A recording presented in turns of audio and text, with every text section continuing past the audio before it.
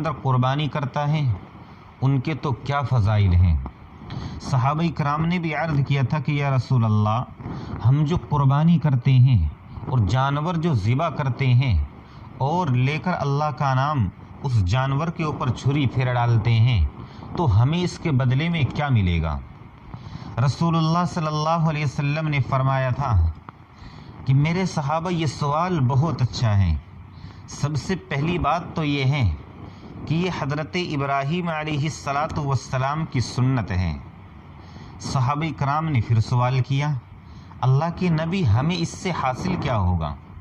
آپ علیہ السلام نے فرمایا کہ ہر بال کے بدلے، یعنی جانور کے جسم پر، اس کے بدن پر جتنے بال ہیں ان میں سے ہر ایک بال کو اگر کوئی انسان شمار کرنا چاہے اور جتنے جانور کے جسم پر بال ہیں ان کو کوئی شمار کرنا چاہے، ان کو کوئی گننا چاہے تو گننا آسان کام نہیں ہے۔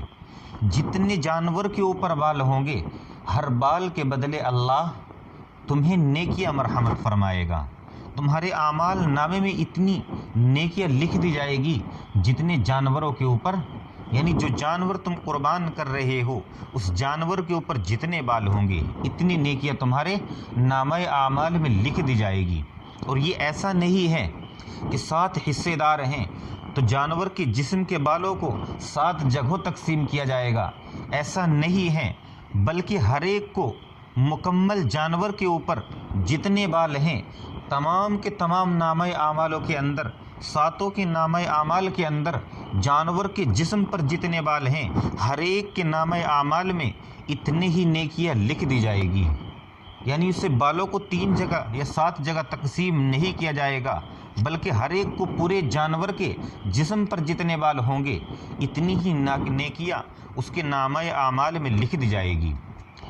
ایک دوسری حدیث کے اندر بھی اللہ کے رسول نے یہ بھی فرمایا کہ جانور کو جب تم ذبح کرتے ہو اور اس کے جسم سے اس کے حلق کے اوپر جب تم چھری پھیرتے ہو اور جیسے ہی خون کا قطرہ زمین پر گرتا ہے تو اللہ تمہارے گناہوں کو بالکل پاک و صاف فرما دیتا ہے، یعنی تمہارے گناہوں کو بالکل معاف فرما دیتا ہے۔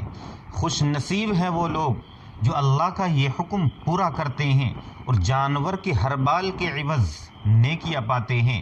ایک جانور کے جسم پر بے شمار بال ہوتے ہیں۔